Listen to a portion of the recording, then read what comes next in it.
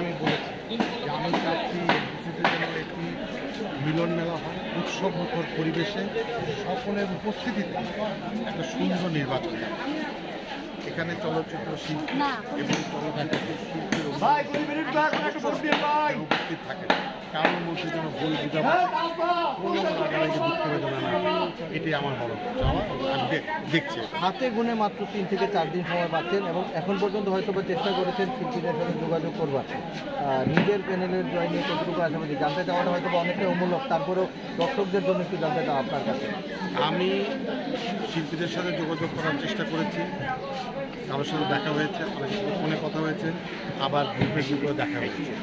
তা আমি মনে করি যে সকলের কাছে আবেদন করেছি যে যেহেতু মাহমুদ কুলি নতুন একটা পরিষদ এটি প্যানেল নিয়ে আমরা নির্বাচন করছি, অতএব সকলের জন্য আমাদের এই প্যানেলকে ভোট দিয়ে বিজয়ী করেন, যেন আমরা একসাথে ভালো কাজ করতে পারি। আগামীকাল আমাদের চলচ্চিত্রের গুণী অভিনেত্রী সারা বেগম চৌধুরীর মৃত্যুবার্ষিকী, তার স্মৃতির উদ্দেশ্যে আসলে দর্শকদের উদ্দেশ্যে কিছু বলতে পারেন।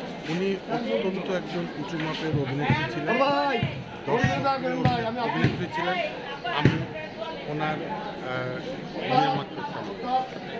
অসংখ্য ধন্যবাদ এবং আপনার জন্য ধন্যবাদ। আপনাদের দর্শক